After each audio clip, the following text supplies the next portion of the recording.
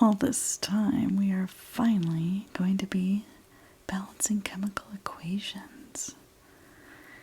This is something that is so fundamental in chemistry, and sometimes we fall out of practice, so let's get some practice, or if it's something that's new to you, let's go over some of the fundamental ideas. And for me, I feel like the best way to do it is to work through examples and see how they work. So I've got a few examples here, and we're going to start out with one that is with aluminum oxide. And this aluminum oxide has the formula Al2O3. And in this reaction, it's reacting with hydrochloric acid, or in other words, HCl. And in this reaction, it forms aluminum chloride, aluminum chloride, and water.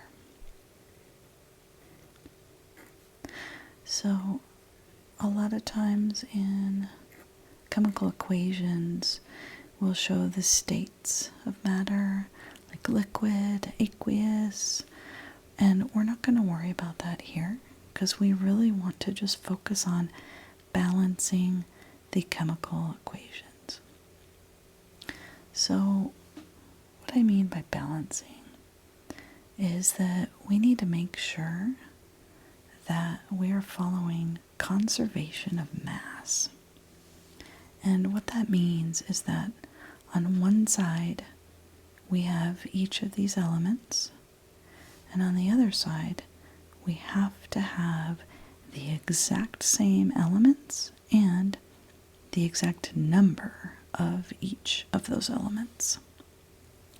So I like to do this by tallying up both sides and all the elements that we see, like aluminum and oxygen.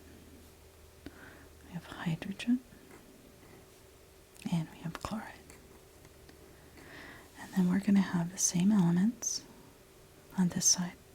And I always like to put them in the same order so that I can easily look side to side and compare the reactants and the products and make sure that the number of each of these elements is equal, or in other words, balanced.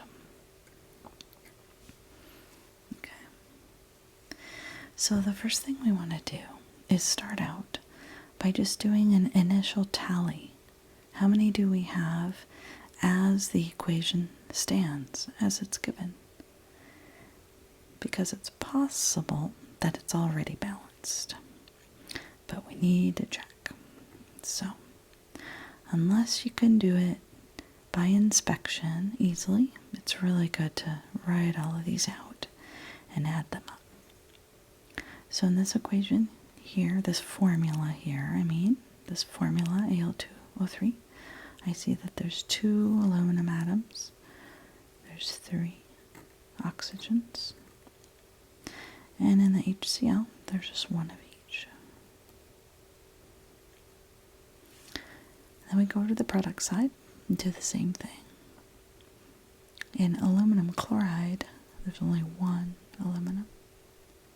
Oxygen, it's over here, there's just 1. Hydrogen, there are 2. And the chloride here, there are 3. Okay. So now we want to look at this and say, all right, we're definitely not equal. We've got 2 aluminum over here, 1 over here. We're going to have to change number of oxygens as well, so we can definitely see that we are going to need to balance this. We are not allowed to change any of these formulas. So we can't just say put in a 2 subscript or something like that, because that would be changing this formula.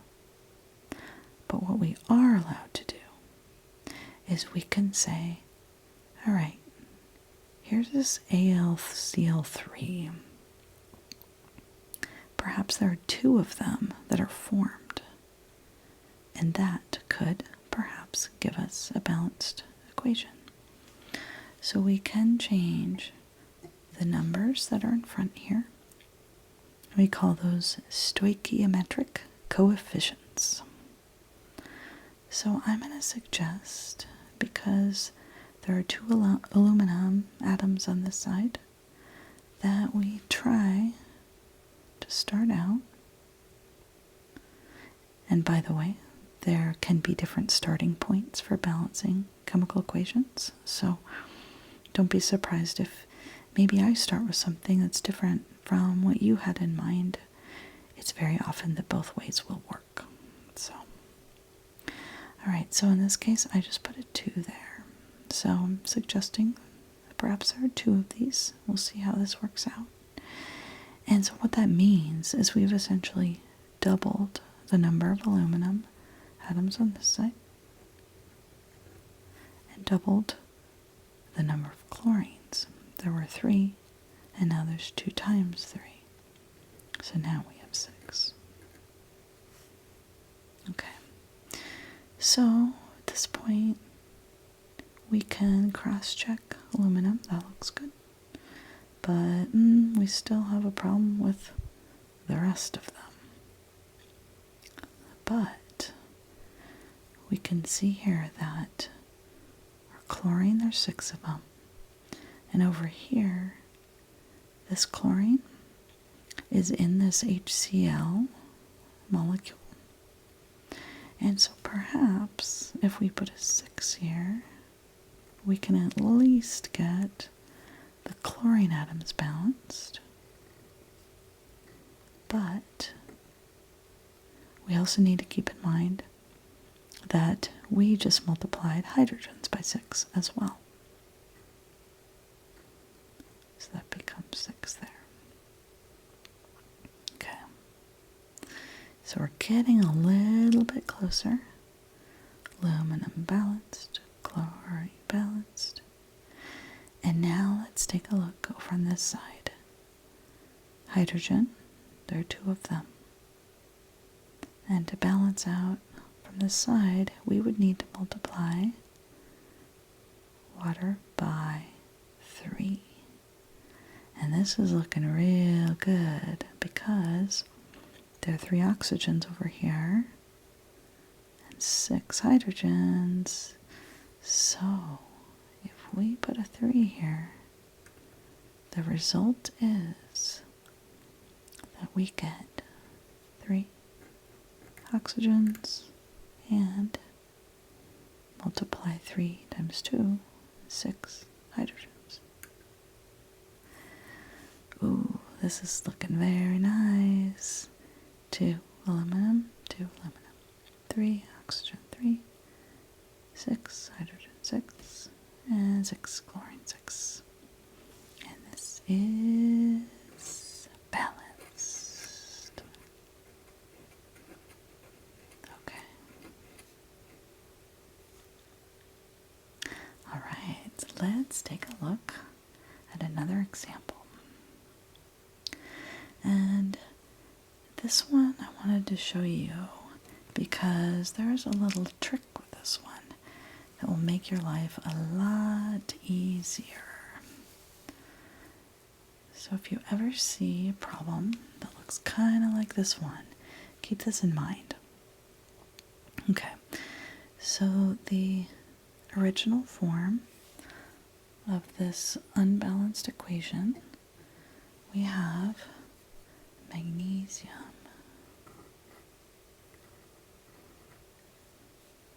nitrate,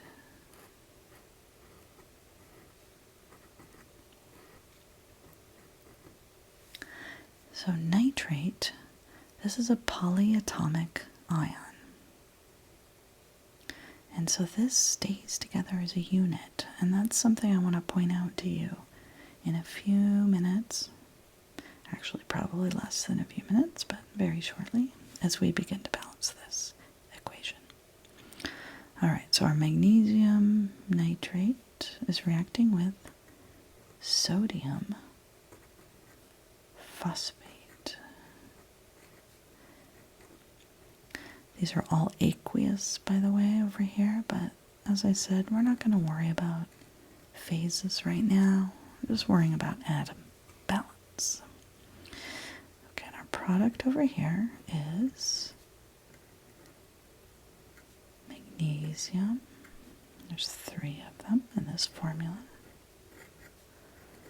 And PO4, there's 2 of them. This is all given to you. This is our products over here. And sodium nitrate. I need to move this over a little bit. Okay. So this is what I wanted to point out to you, and that is that just like before, we want to write out that there's a magnesium on both sides. So we'll tally these up, put our magnesium here. But nitrate appears on both sides. So we can actually make our lives easier by putting that nitrate all together, keeping it as a polyatomic ion. So if you are familiar with charges on the ions, you can even include them if you like. But honestly, if all you're doing is just adding up the atoms on both sides, you don't even have to include those. Okay? So let's continue. Here's our sodium. Okay, and this is an ion because here we go. Here's another polyatomic ion, phosphate. And you can recognize this because it stays together on both sides. So here's our phosphate. And phosphate has a -3 charge. Again, you don't need to include the charges if you don't want to. Okay, so let's have these both on both sides. That's 2 and 3. There's our sodium and our phosphate. Okay, so now we can go ahead and balance. And what I recognize first is I look at my magnesium. I see, there are 3 of them over here, but there's only 1 over here. So if I put a 3 here, that will now multiply our 3. Oh, I didn't do I got kind of impatient, didn't I? I didn't do an initial tally. So let's just start here. These would have been 1, so I'll just scratch that out. It would have been 1, scratch it out, and now it's 3 because I put a 3 there. Our sodium here is also 3, but it looks like we only have 1 phosphorus. Over on this side, we have 3 magnesiums. We've got 2 phosphorus, and to start we have 1 sodium and 1 nitrate. Okay, so we first put that 3 there. Okay, so that helped a little bit with the magnesium, but now we see All right, we have 3 of these nitrates on this side. Or sorry, ooh. Okay, I'm going to pause for a second and see. I made a mistake here. And I want to see if you caught my mistake. Do you see what I did wrong here? This is what happened when I got impatient at the beginning. That's not a 1 to start because there's 2 nitrates. So that should have been a 2 to start. It's actually good sometimes. Make mistakes. As long as I catch them. Okay, it started out as a 2. We multiplied through by 3. So then that became 6. Okay. So we've got 6 here. 6 nitrates. And so what we could do to balance out the nitrates on this side is to put a 6 here. So that increases nitrates over here by 6. And it also increased the sodium by 6. Okay. Now that we have 6 sodiums over here and we have 3 here, looks like we are going to have to do what? What can we do here to balance out our sodium ions? We could put a 2 here, huh? And when we put a 2 here, we multiply sodium by 2. That gives us 6. Yay. And that also multiplies that 1 phosphate by 2. It gives us 2 here. Okay. So it looks like 3, 3, 6, 6, 6, 6, 2, 2. Yes. So now we can confidently say this is balanced. Okay.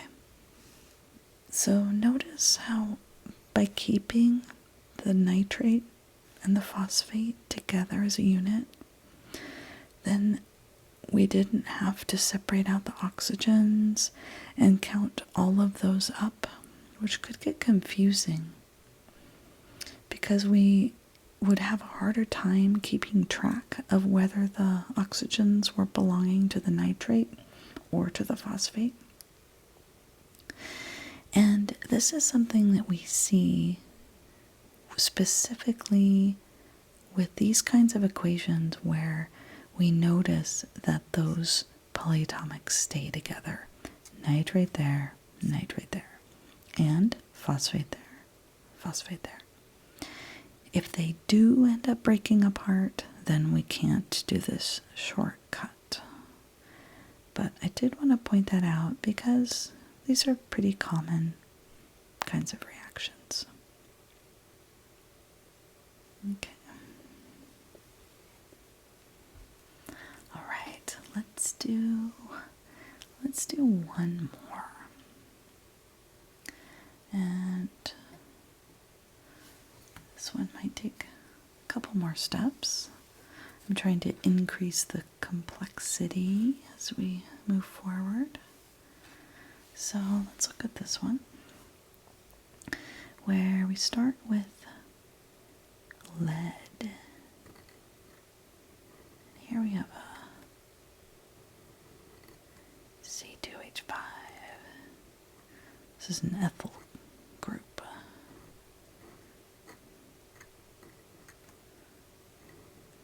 Tetraethyl lead, this is called.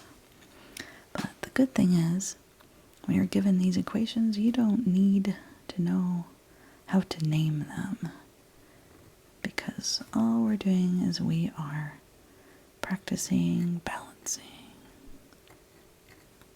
Okay, So this lead compound reacts with oxygen, and as a product, well, there's three products, we get lead 2 oxide and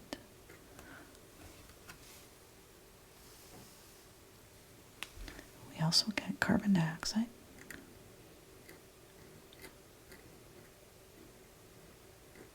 And water.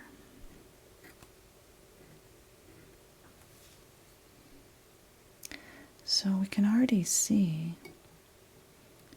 with this lead oxide and the CO2 and now the water that we have our oxygen scattered around, don't we? We had oxygen come in one place on this side, but it is now amongst each one of these three products. So it's a little bit trickier in keeping track of them, but we can do it.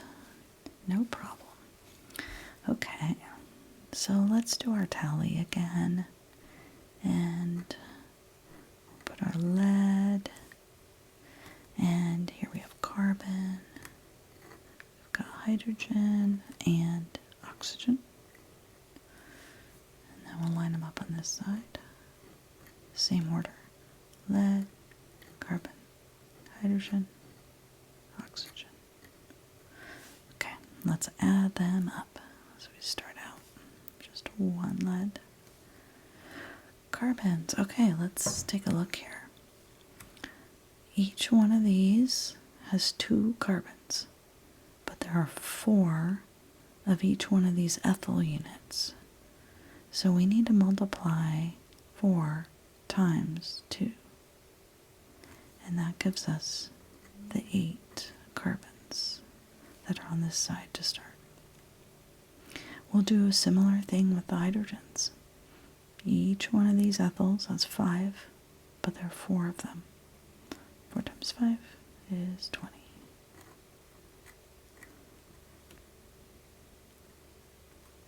And then we've just got the 2 oxygens from the O2.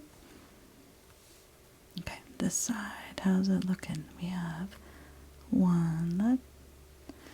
Let's count up all the oxygens. 1, 2, 3, 4.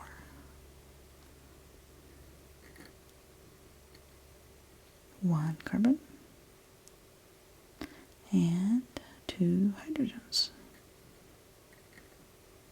Okay, so let's take a look here, and if we look at these hydrogens over on this side, we've got quite a few that are over because of this ethyl group over here. And so one thing we could do to start out, here's an idea. And notice how, again, I mentioned this before, there are lots of different starting points. So I'm just showing you one way of doing this, and it is a process.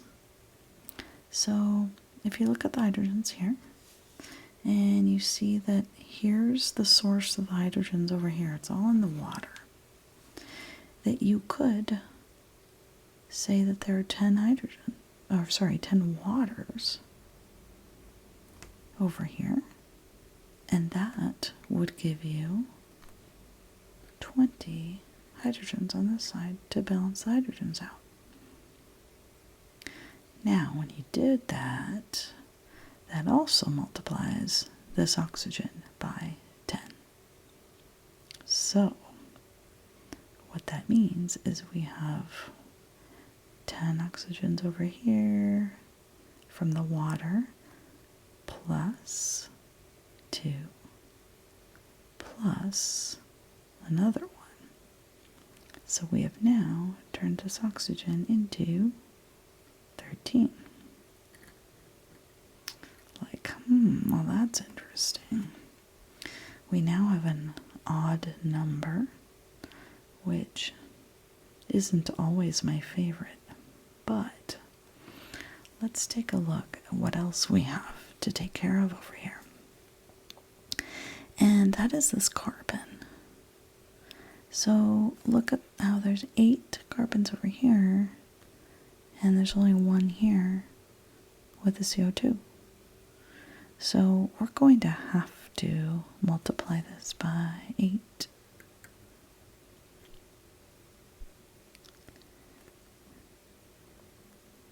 In order to get the carbons balanced. And let's look at what that did to our number of oxygens. So we now have 16 oxygens from the CO2. 8 times 2. 16 here. Here we've got 10. So that's now 26. Plus this other one, 27.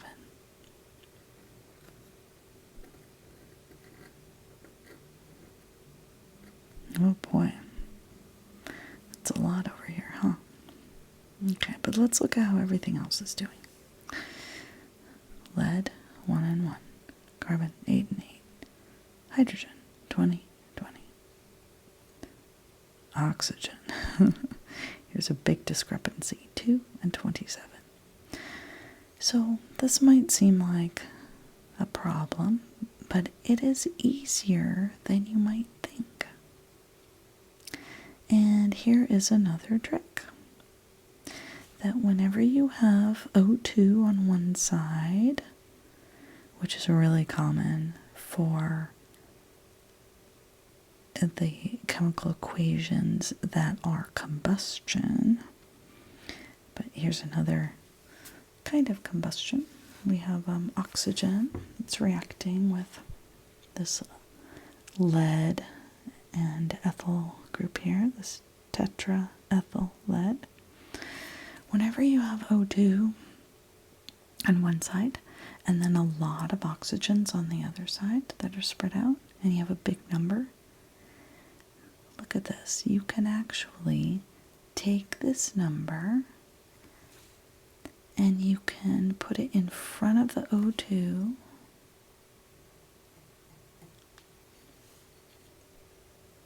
this case, we have 27. And you can divide it by 2. 27 halves of an O2 gives you 27.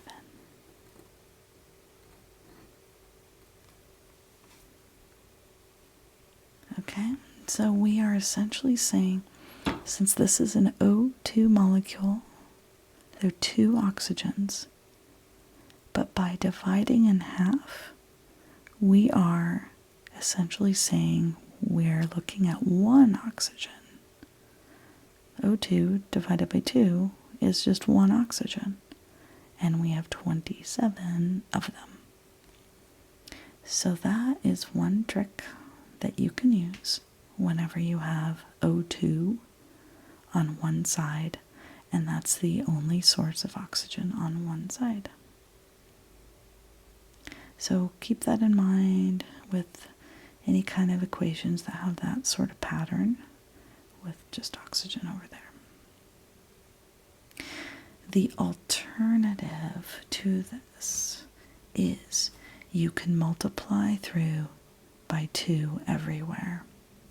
And this equation would then instead look like this. There would be a 2 in front of this lead compound.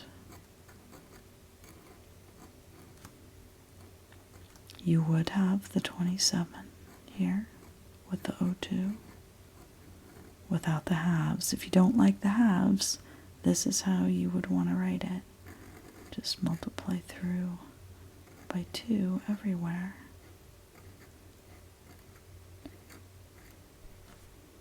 Plus 16 CO2 plus 20 waters. Okay? Either way, both of these equations, this one and this one, these are both balanced, and they're both